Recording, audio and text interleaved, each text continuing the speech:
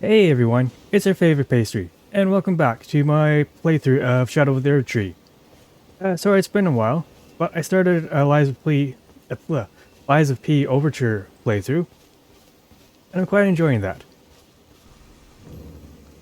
Southern Nameless Mausoleum. Here's as to who is here.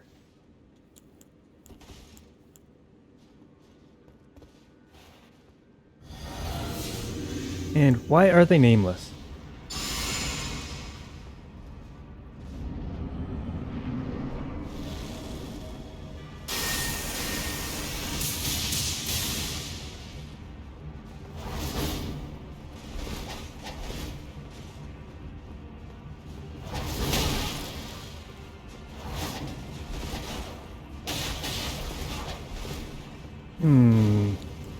Interesting. I cannot press the right bumper again.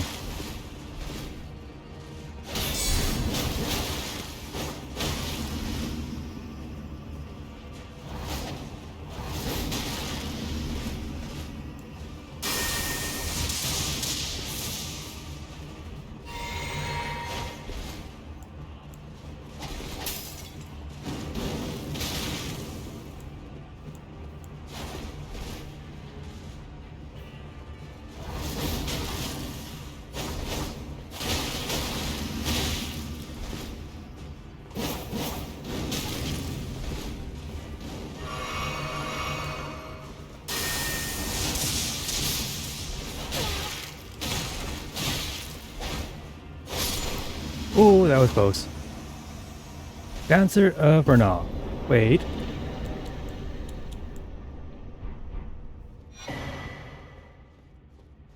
That's the item we got last time. Let's see what cool things we learned today. Dances trousers. Long black trousers worn underneath the bright red dress of the Renaud dancers. Enhances the power of dancing attacks. Bracers. Metal bracer of the Renaud dancers. Enhances the power of dancing attacks. I have a feeling that all the dancers' clothing enhances the power of dancing attacks. Designed to protect the sword-wielding hand. Oh, seems like it's only worn on one hand. Though she wore two, or she had two swords, so maybe it's worn on both. Probably worn on both. Bright red dress of the Renaud dancers. The dance of Renaud is one of burning passion, and the most passionate dancers never allow their fiery dance to end, losing even their names as they dance on. That sounds like a horrible way to go. Reminds me of a monster in Dungeons and Dragons that starts playing, and once you hear the music, you just constantly dance until you die. Kinda like the Pied Piper. To see the passion fade is to see the dancer's flames extinguished. Bright red hood of the Renaud dancers, and same thing as last time. Dancing blade of Renaud, decorative sword ablaze with impassioned red.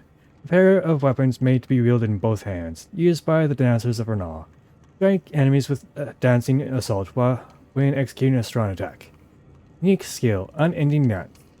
A furious dance formed by a succession of slashing attacks. Hold the button down to sustain the dance for as long as stamina allows.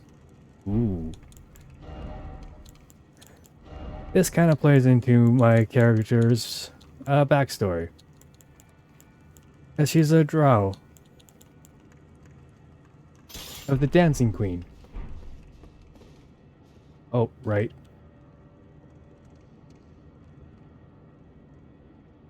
I forgot. I cannot press the right button right now. I have no clue why it's doing that.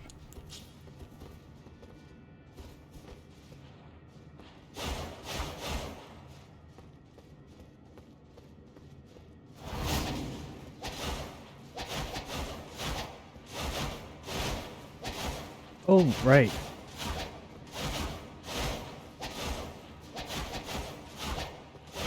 Well, this is a very fun moveset. I think I'm going to be using this. I need to go get some stuff. So we'll be back in several minutes. And I'm back. Yeah, going full dancing mode. I was quite sad to find out that with these blades, you cannot put anything on them, despite them having no elemental damage on their own. So sad. Yeah, the reason why I was gone, I went ahead and got the Dragon Crest Great Shield Talisman, as I did not want to die in one hit. Yeah, I did not want to spend all my points putting into Vigor, so I'd have 99. And we're just gonna go running through the fields to the destination, which is the map. I'll see you there, see if there's anything interesting along the way. Here we are at the map. And as you can see, I'm in combat with the Ghost Flame Dragon, which I'm going to ignore because it's not a fun fight. And I'm pretty sure they don't drop anything interesting, outside of a bunch of runes. And wouldn't you know it, outside of being incredibly pretty, there wasn't anything interesting.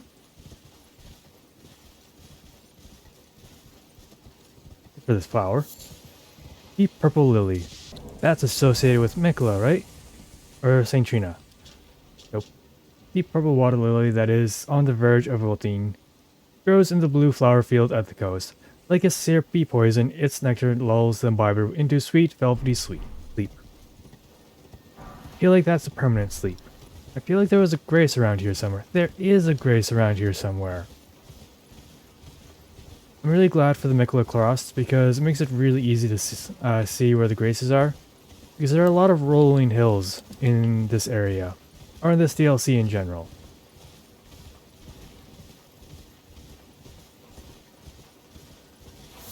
Oh, Nectar Blood Burgeon.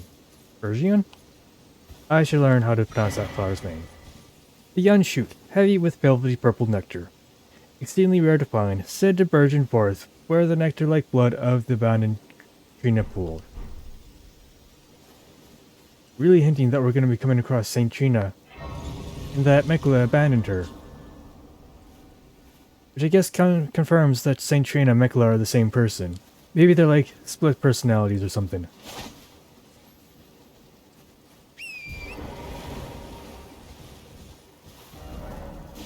And let's see what the Southern Shore has to say. A captivating vista of brilliant blue flowers, intermingled with colossal stone coffins of unknown origin, that seemingly drifted to this place. To the east, the jagged peak thrusts upward into the clouds. That it does. We'll get to you soon, Bale. And we definitely want to go explore there. It looks like there's a giant hole. And you know, we gotta go jumping into every single hole we find. Like, we jumped into Radon's hole, and that was perfectly fine. Didn't learn anything interesting at all. It had no huge ramifications for the world. Oh, boy. I wonder if that guy died to this giant hot-going troll. Let's see, does Darkness break his AI as well? A little bit.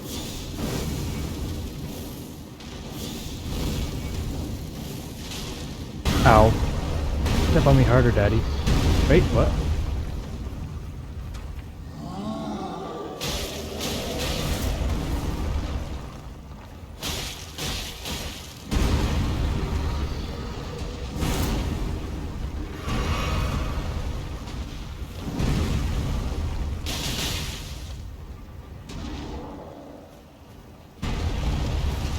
Oops.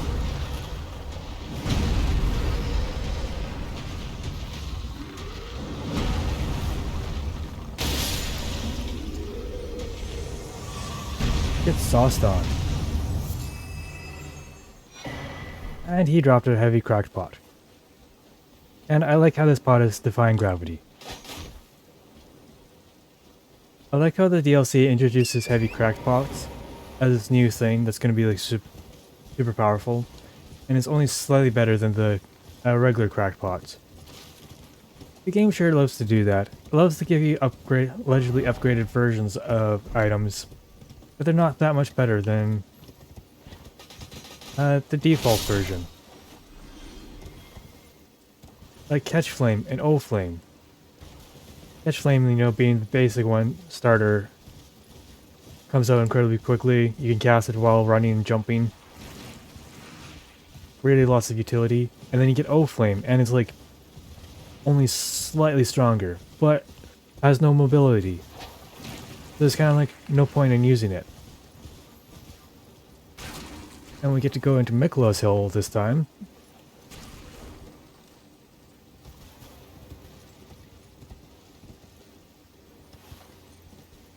I wonder if this is where Miquella abandoned Saint Trina. Ooh, which reminds me,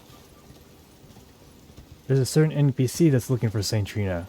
And sorry for the weird camera movements. For some reason, when I collide with a wall, it gets really funny. I'm trying to turn my camera one way, but then the walls push me the other way, and it gets this weird interaction.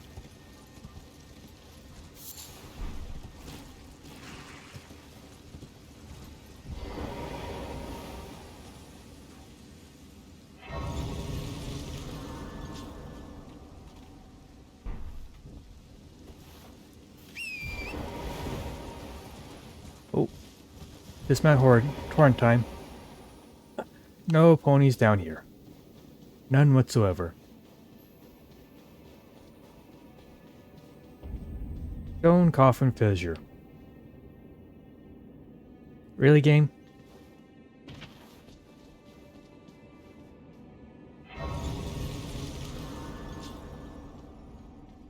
I feel like that grace back there was not necessary, as there is no enemies on the way.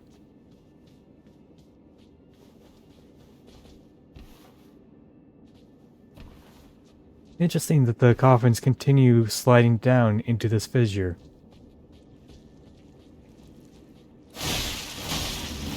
Oh, those guys are not worth fighting.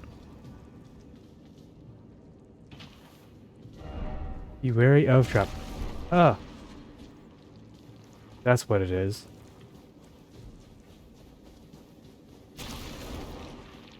Thank you, message. Congealed putrescence.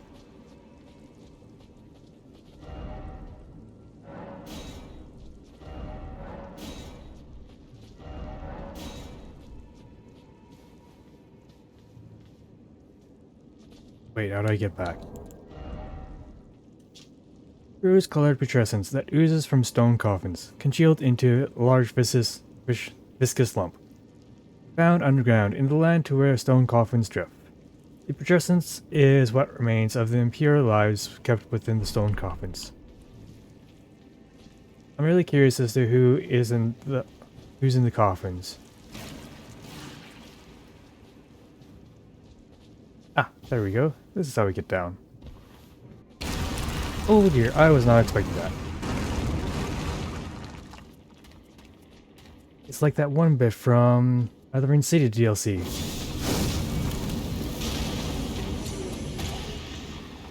Huh?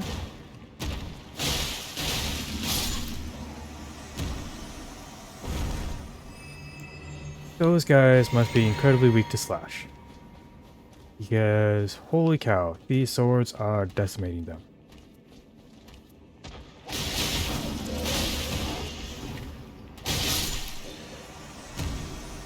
And I'm like, not even getting huge procs on the winged sword insignia.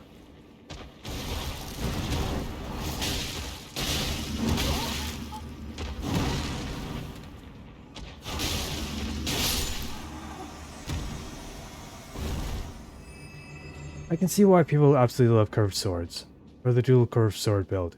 Because holy cow. I was doing some research because one of the things I wanted to do in this game is beat it as Miyazaki intended. And I was looking at all the boss resistances in the base game. Every Splash is the most common damage type to be the most vulnerable, or bosses are most vulnerable to. Because then they have the lowest resistance to it. Followed by Pierce.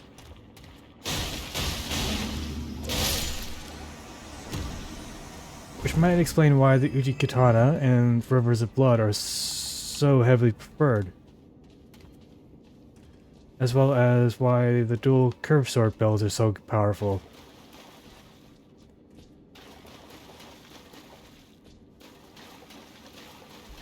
when you get to some bosses, you just realize, see how little resistance they have to it. Abandon here, my love. Oh dear, is Saint Trina the element of love?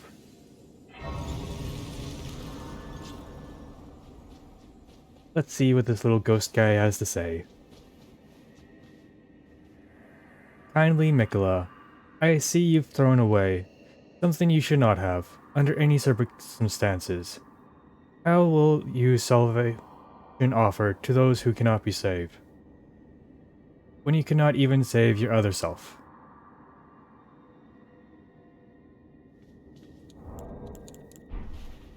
This dude looks interesting. He has a beard. I think that's the first. I wonder if this is the man that followed or was... Well, I wonder if this is the author of the St. Trina's books. The crafting manuals that we get. Or is it Tolier?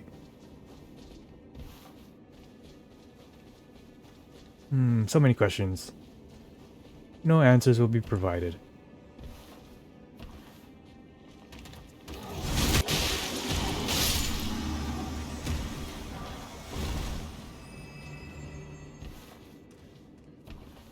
I like how the game inputted my double rolls, but not the single heal that I asked for.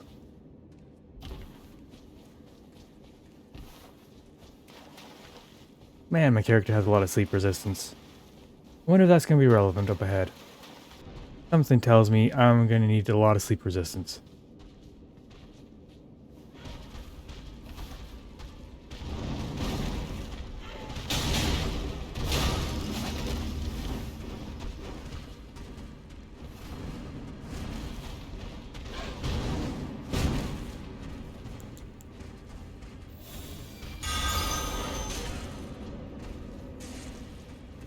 Hit them with the old razzle dazzle.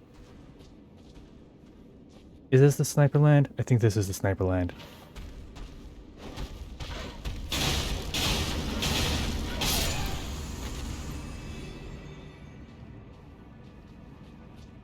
Oh, I think, yep, this is definitely sniper land. Does this work? Nope.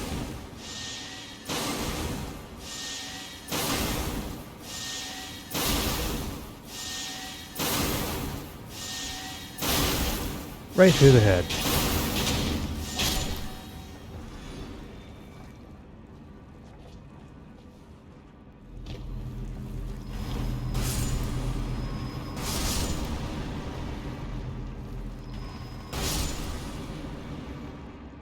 Ah.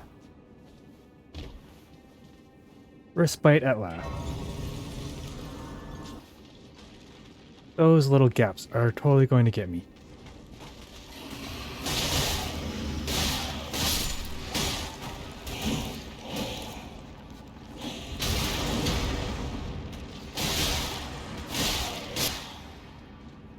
Get up from that loser.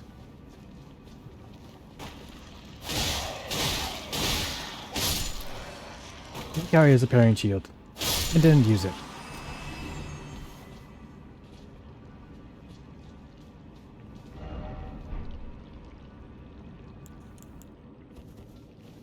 That's a big gun. Oh god. Do I need to fight this or can I just walk around? I think I can just walk around. Dew gem. Interesting. No clue why there's a bunch of dew gems here.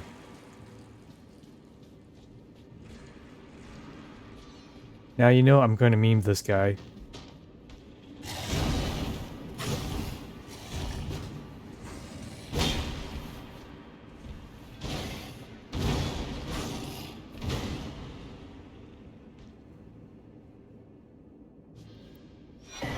Brilliant AI. Top tier.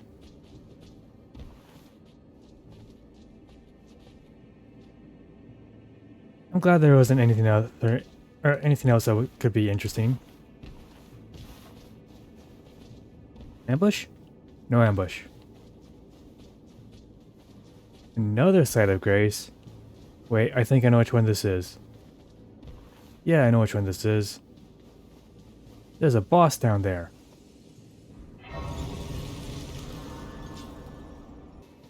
Ooh, another ghosty. Also with the beard. I wonder if it's the same dude. Looks to be. Oh please, grant me the courage to fly to your feet, my dearest. Saint Trina. I wonder if these sin... the people in the coffin committed a grave sin, according to Elden Ring definition of sin. And they sought Saint Trina to get everlasting peace. Also, I just noticed, it is only on the sword arm, even though this weapon comes with 2 swords. Interesting. Be wary of horse. Wish I could bring my horse into this battle.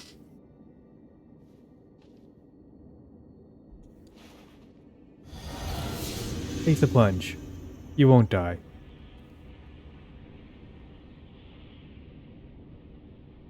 This is a very long fall, like holy cow. I wonder if I could have fallen here earlier.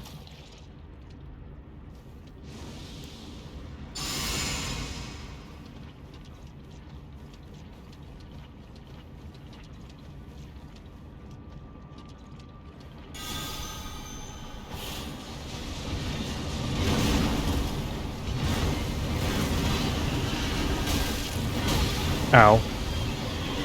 Again?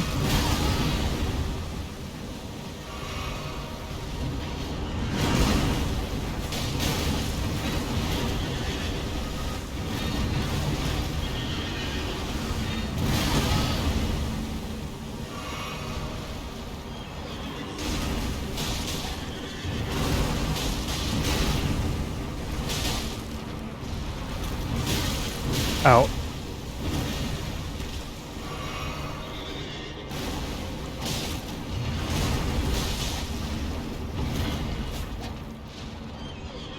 Ow. Here.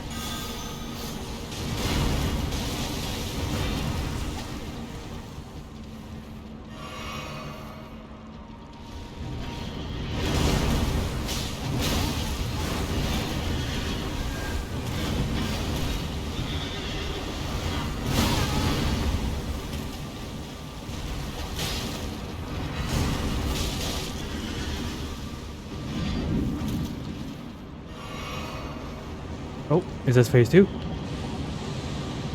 Ooh. Ow. Ow.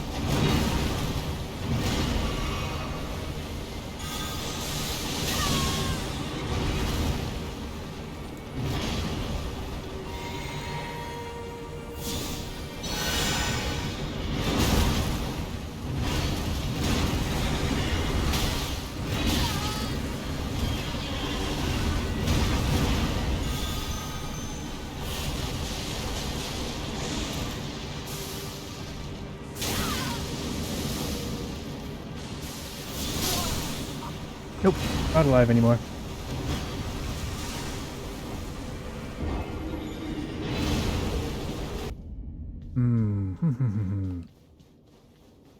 I have an idea. I don't think he's vulnerable to slash. You know, I always end up going back to this Vihander. It's just kind of my bro, you know?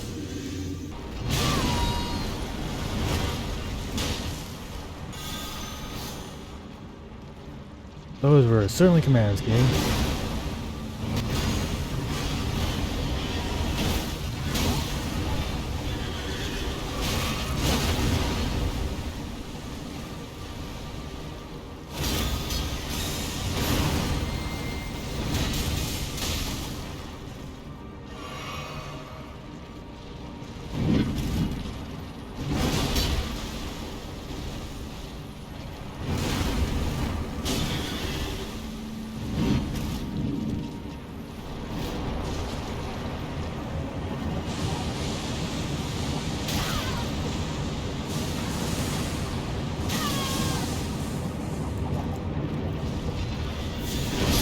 Ow.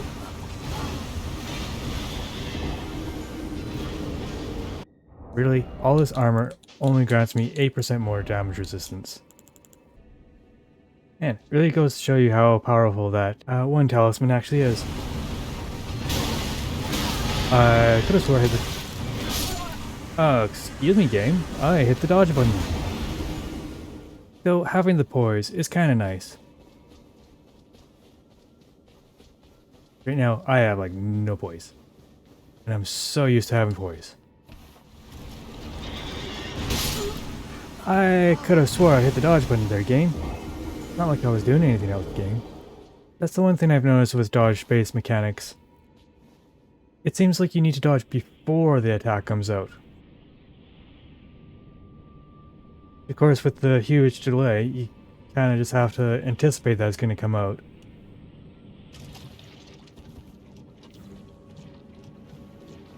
And you get kind of antsy.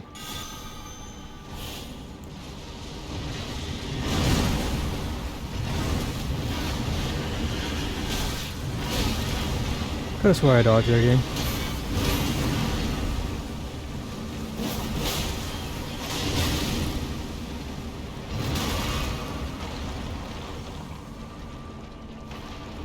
Lots of running around.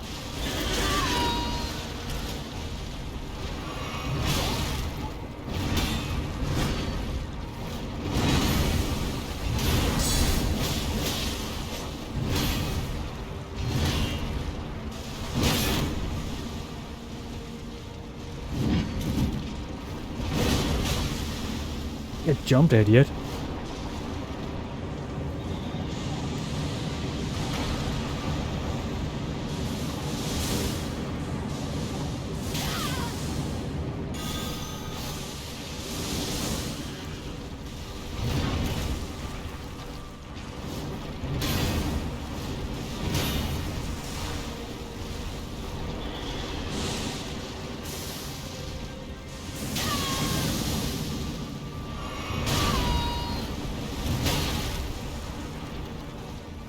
Double chug.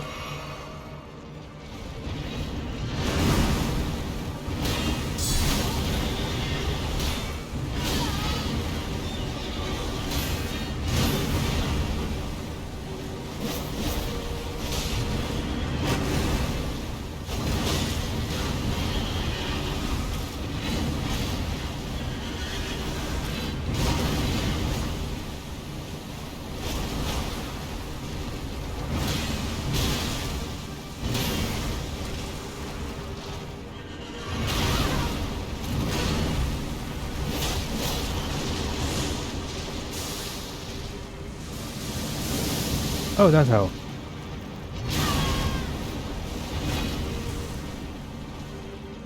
You literally have to unlock.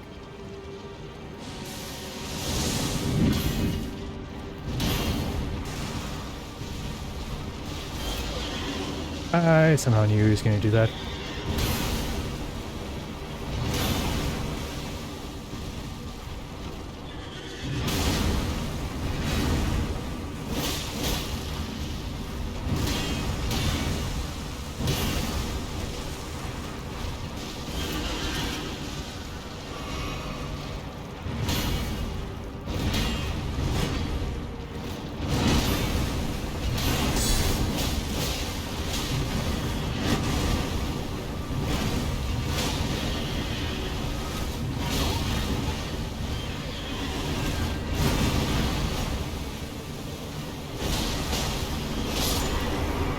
Get sauced on, loser.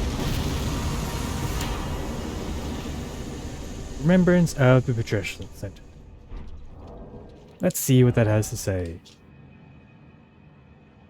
Power of it, blah blah blah blah, all tainted flesh eventually becomes patrician. And this clump of it imbibed sentient nectar, which granted it eternal rest. And so it was that the patrician became her knight.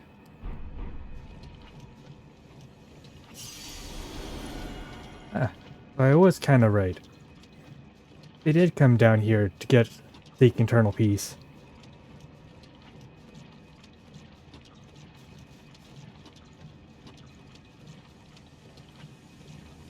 So it looks like that specific clump of putrescence was turned into an 8. I'm curious as to what was different from it from all the other putrescence that we've seen up above.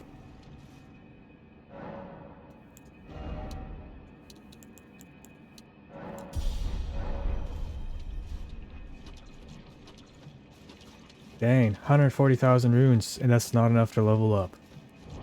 How far am I off? Only about 5,000. And this must be the infamous Saint Trina. Saint Trina's Disciples Cookbook. Lolling Branch. Let's see the Lolling Branch. There it is. Slowly builds up sleep, while gradually restoring FP. Tree branch blessed with a velvety purple incantation. Heals oneself, causing a gentle buildup of sleep. FP gradually recovers during this time. When the sleep reaches the threshold of causing temporary fogginess, no FP loss is incurred. In the midst of drowsiness, there is the will to awaken. Feelings that rise from the depths of one's heart. I'm curious as to what depths they're talking about.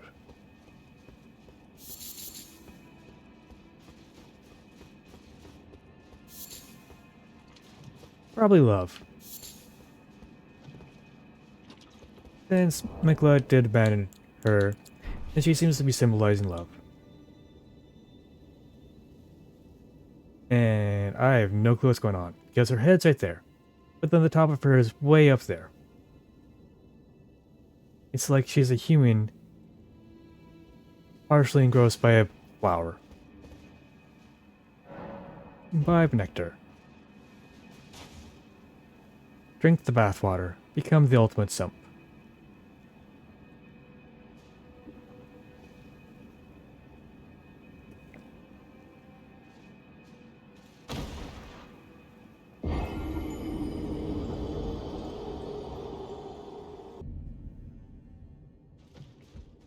Huh. This causes you to die instantly. I remember the first time coming across this, and I was very confused. Apparently, you need to do it like 4 times. Which is weird, because it's always in groups of 3. It's like that one meme of that guy mining rocks, and he's just so close to the diamond, and he gives up. I think a lot of people gave up after 3, because they're expecting it to be 3, as it's always in rules of 3. But then Miyazaki's like, no, it's going to be 5 or 4 this time, because why not?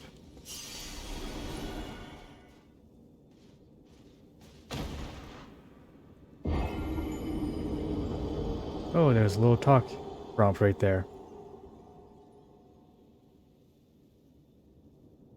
And it's taking even longer to fade to black. Miquella, stop. Don't turn the poor thing into a god. Well, on that bombshell, I think I'm going to call it a day. Thanks again for joining me on this playthrough through Shadow of the Erdtree. Next time, I know exactly who we need to talk to. And I think you all know as well. But until next time, remember, I'm rooting for you. We're all in this together.